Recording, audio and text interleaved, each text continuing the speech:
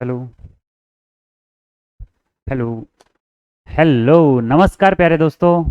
एक बार फिर से स्वागत है आपका अपने YouTube चैनल पर।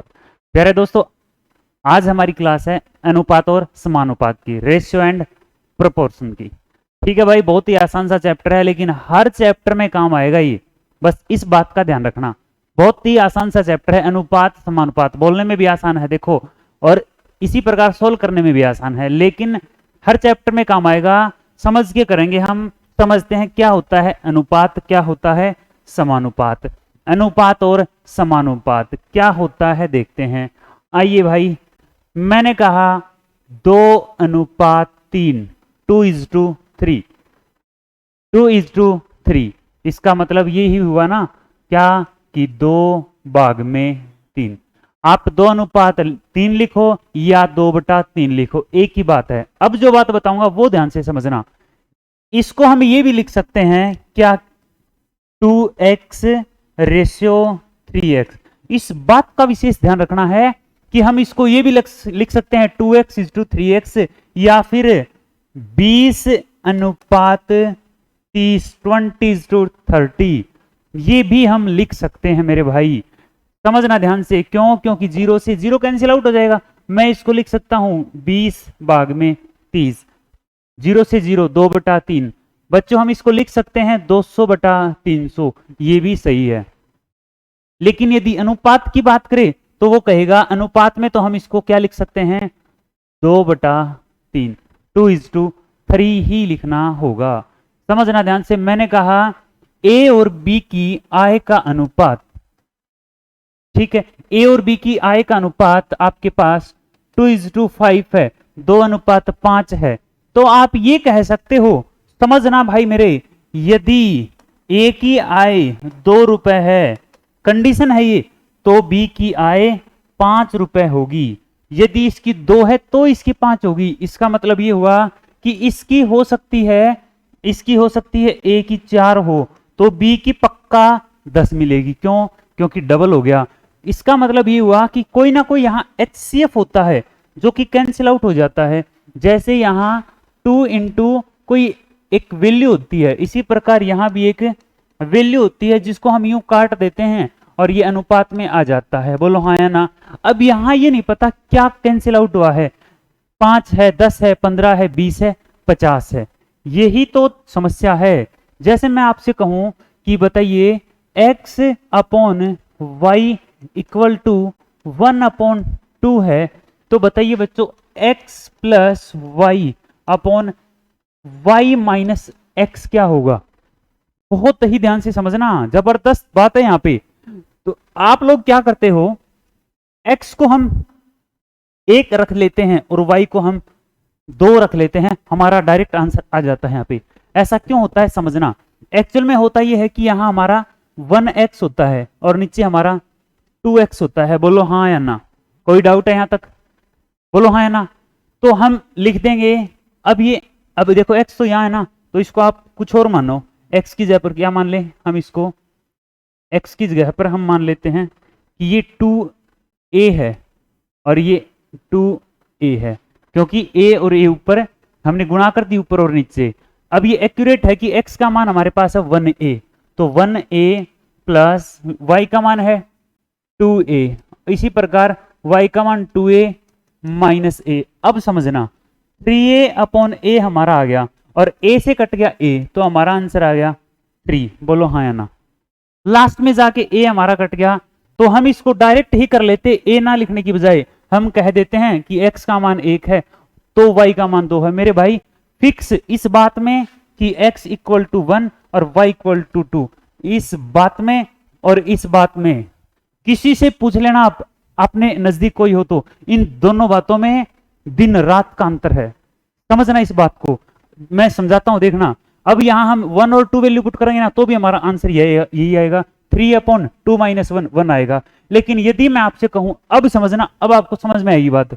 मैं आपसे कहूं x/y इक्वल टू 1/2 है, तो बताइए x² plus Y upon x² minus Y क्या होगा? अब इसका आंसर आप क्या बता सकते हो? बिल्कुल नहीं बता पाओगे।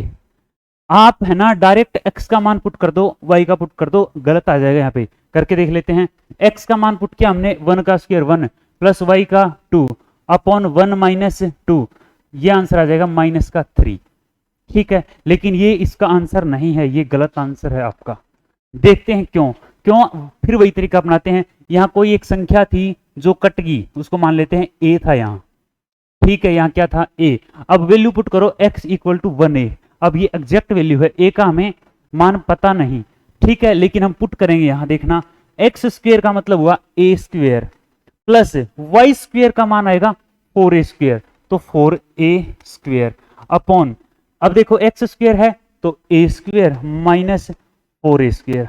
अब बताइए आप, यहां तो अकेला स्क्वेयर है ही नहीं, तो यहां हम स्क्वेयर नहीं लिखेंगे। ठीक है, अब देखो ध्यान से देखना क्या कि यहां और यहां केवल a कॉमन है, तो हम a कॉमन ले लेते हैं। a इंटू ए प्लस 4 और नीचे a into A minus 4। a से a कैंसिल आउट हो गया और हमारा आंसर बचा है a plus 4 upon a minus 4। इसका मतलब ये हुआ कि हम एग्जैक्ट आंसर कब तक नहीं निकाल पाएंगे, जब तक हमारे पास HCF ना हो। किसका, x और y का। यहां जब तक हमारे पास HCF नहीं होगा या a का मान, ये a का मान जब तक हमारे पास नहीं है, इसका मान हम नहीं बता पाएंगे। तो ऑप्शन मिलेगा आपको फोर्थ, नॉट डिफाइन। ये बात आप लोगों को उम्मीद है नहीं पता था। समझ लेना इसको, फिर समझ लेना, इसको रिपीट करके देखना मेरे भाई, बहुत ही जरूरी बात है। ठीक है, अब फिर से वापिस आते हैं हमारी बेसिक क्वेश्चंस पे। मैंने कहा ये बात बहुत जरूरी थी इसलिए मैंने बताई है, और बातें आपको छोटी छोटी बातें पता भी होती है, हम फिर से डिस्कस करते हैं। मैंने कहा a अनुपात 2 1 अनुपात 2 है। ठीक है, a और b 1 2 है, और b और c हमारा 2 अनुपात 3 है। बोलो हाँ या ना, इतना समझ में आया है?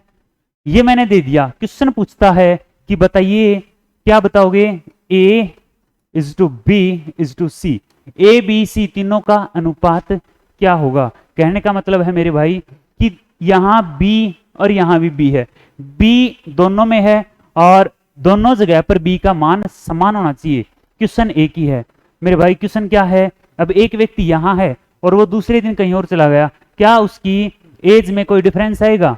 अगर पहले 5 साल का था तो 5 ही साल का रहेगा। या मैं कहूं एक आदमी यहां काम कर रहा है, थोड़ी देर बाद दूसरी जगह पे चला जाएगा, तो उसकी एज क्या रहेगी, समान रहेगी। काम की क्षमता क्या रहेगी, समान रहेगी। ठीक है, बस यही कंडीशन है। बी व्यक्ति यहां है और यहां, एक ही क्वेश्चन में बी का मान समान होना चाहिए। तो चेक कर लेते हैं समान है क्या, यदि नहीं है तो कर लो, आपका अनुपात आ जाएगा। देखते हैं किस तरीके से।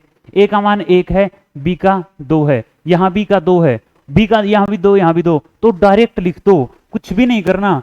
a is to b is to c equal to, कुछ भी नहीं करना, 1 is to 2 is to 3, direct answer आ गया।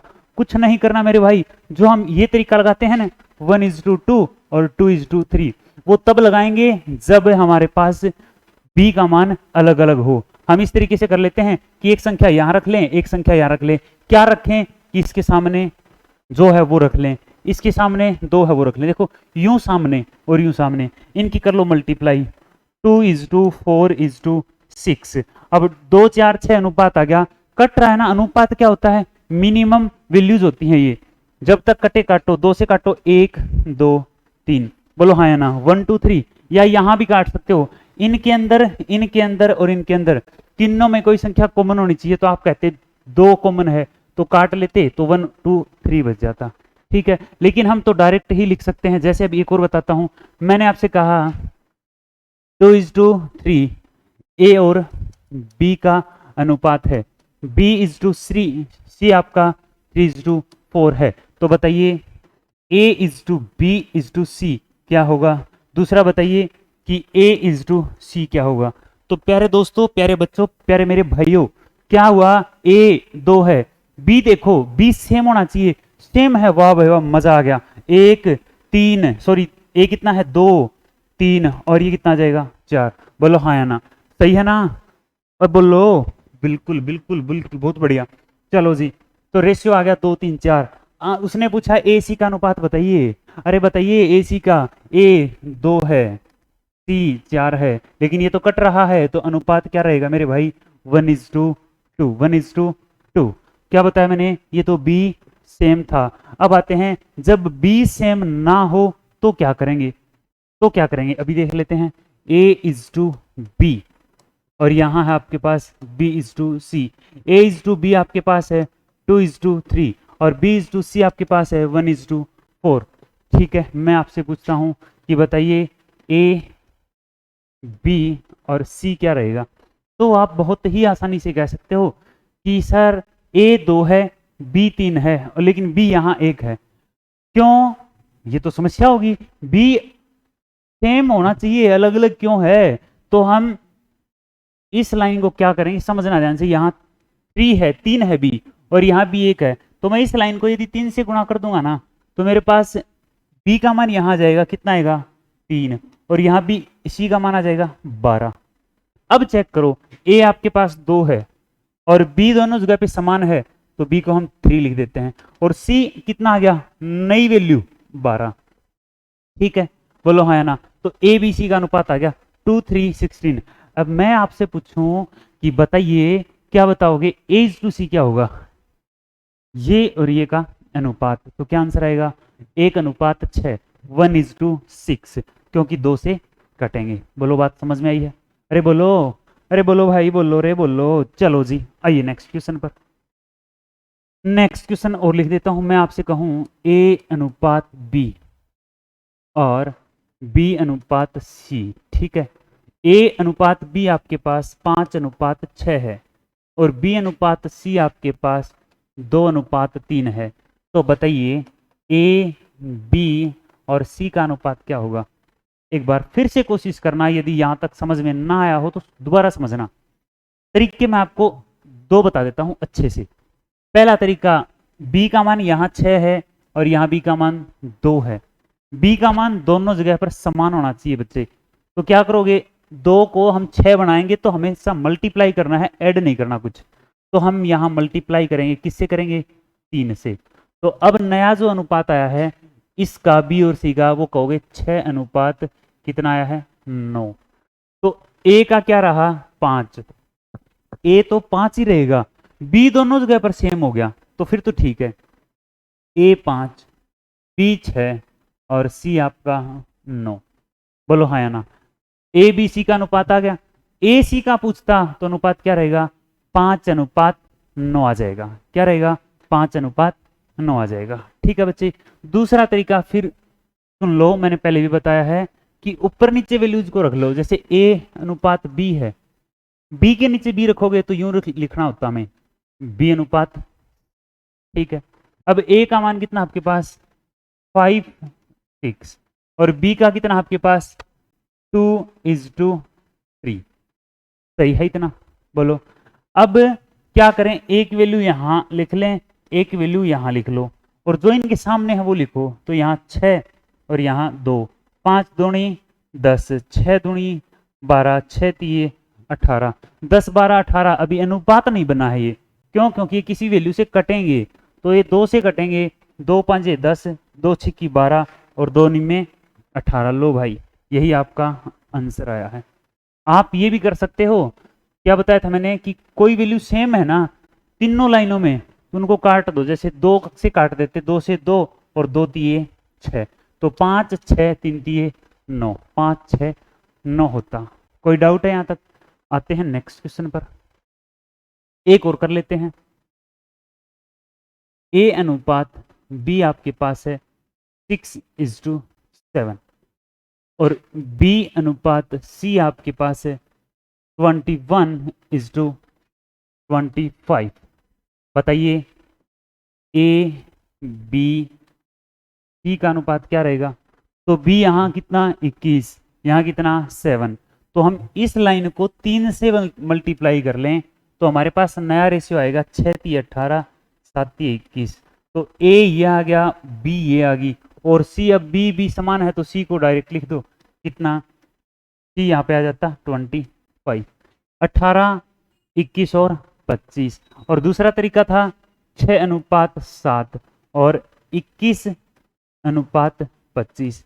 एक वैल्यू हम यहाँ रखेंगे, कितना 7, एक यहाँ रखेंगे कितना 21, और इस प्रकार हम इनकी मल्टीप्लाई करेंगे, इनकी और मल्टीप्लाई ना करना चाहो तो मैंने आपको बताया था कि तीनों लाइनों में कोई सेम है, जैसे 7 इसमें है, 7 इसमें है, इसमें भी 7 है, 7 3 21। अब उठा लो 6 3 18, 21 का 21 और ये आ गया आपका 25। बोलो हाँ या ना, 18 21 25, 18 21 और 25। बोल बनी बात, यस सर नो। आ जाइए भाई नेक्स्ट क्वेश्चन पर। अब मैं एक छोटा सा आपको क्वेश्चन देता हूं, जल्दी से बता देना, ठीक है। ए बी और सी, ए बी और सी की आमदनी जो है उसका अनुपात आपके पास 1:3। ए बी और सी की आमदनी या सैलरी या कमाई का अनुपात 1:2:3 है। यदि उनकी टोटल इनकम तीनों की, यदि उनकी टोटल इनकम 180 रुपए है तो बताइए ए की इनकम क्या रहेगी, बी की कितनी रहेगी, सी की कितनी रहेगी। तो पहला तो बेसिक तरीका है कि हम अनुपात में वैल्यू है ना, तो उनके साथ x या कोई भी एक वैल्यू रख सकते हैं। तो हम कह सकते हैं ये x हो जाएगा, ये 2x हो जाएगा और ये आपका 3x। अब तीनों को ऐड करो तो 3 2 5 और 1 6, 6x सैलरी बनी है, लेकिन वास्तव में कितनी है 180। तो x का मान कितना आ गया 30, x का मान 30 आ गया तो यहाँ पुट कर दो। तो a 30 रुपए कमाता है, b 60 और ये कमाएगा 90। तीनों को ऐड करोगे 180 आ गया। या फिर आप डायरेक्ट ये कह सकते हो अनुपात में सैलरी 3 2 5 और 1 6 आई है, अनुपात में 6 है और वास्तव में कितनी है 180। तो एक का मतलब कितना आएगा 30 आएगा। तो ये आ गया आपका 30, एक का मतलब कितना है 30, दो का मतलब 60 और 3 का मतलब 90। बोलो बड़ी बात। और करते हैं एक क्वेश्चन। मैंने कहा A:B:C का अनुपात है 2:5:3, ठीक है। और तीनों की आमदनी जो है, तीनों की आमदनी का जो सम दे दिया इसने, क्या दे दिया, योग, इनकम का योग। तीनों की जो इनकम है वो है, तीनों की इनकम जो है हम कुछ भी मान लेते हैं, मान लो हमारी है 6100 रुपए, ठीक है जी। तीनों की इनकम 6100 रुपए है। तो बताइए बी की इनकम क्या रहेगी, बी की इनकम क्या रहेगी। तो अब हम डायरेक्ट करेंगे क्या, तीनों की इनकम जोड़ लो, 3 5 और 3 8 और 2 10, 10 रेशियो में है, इसके हिसाब से 10 है और क्वेश्चन में दिया कितना है 6100। तो आप लिख लो 10 का मतलब 6100 है। बोलो भाई, तो एक का मतलब कितना आएगा 610। उसने पूछा है बी की इनकम बताइए, तो बी की इनकम के लिए 5 है तो 5 को 610 से मल्टीप्लाई कर देंगे तो ये कितना आ जाएगा 3050। बोलो हाँ या ना, ये आ जाएगा 3050। वो कहता सी की इनकम बताइए, तो एक का मतलब 610 है तो 3 का मतलब 610 गुणा 3 आ जाएगा। और पूछता इसकी बताइए तो 610 गुणा 2 आ जाएगा। ठीक है बच्चों, आइए नेक्स्ट क्वेश्चन पर। सेम थोड़ा सा बदलाव दे देता हूं इस क्वेश्चन में, समझना। ए बी और सी की आमदनी का अनुपात है 7:9:11। कोई डाउट है यहाँ तक? ठीक है जी। अब उसने कहा बी और सी की कुल इनकम, बी और सी की कुल इनकम उसने कह दिया, चलो भाई थोड़ी सी इनकम बना देते हैं, 4000 रुपए है, ठीक है 4000 रुपए है। तो बताइए कि ए की इनकम क्या रहेगी, ए की इनकम उसने पूछ ली, तो इजीली खेल सकते हैं इन रेशियो के साथ। बी और सी की इनकम यहाँ कितनी है 20 है और यहाँ कितनी है 4000 है। अरे बोलो कितनी है, चलो जी संख्याएं अब देखो, अब बताओ सही है क्या। तो आप कहोगे, क्या कहोगे कि 20 बी और सी की रेशियो में है, लेकिन वास्तव में कितनी है 4000। तो एक का मतलब कितना आएगा 200 रुपये आएगा। बोलो हाँ या ना, एक का मतलब 200 आएगा और ए की पूछी है तो 7, तो एक इनकम हो जाएगी 7 गुणा 200, आंसर कितना हुआ 1400 रुपये उसकी इनकम, 1400 ए की इनकम है। ठीक है, आइए भाई नेक्स्ट क्वेश्चन पर, एक क्वेश्चन और करते हैं। शाबाश, बहुत ही बढ़िया, वेरी गुड। आइए नेक्स्ट क्वेश्चन पर। नेक्स्ट क्वेश्चन है, क्या कहा उसने कि ए बी और सी की इनकम का रेशियो है 2:3:2। 5। ठीक है, तीनों की इनकम का रेशियो दे दिया है मेरे भाई, कितना है 2 3 5। फिर उसने कहा बी और सी की इनकम का डिफरेंस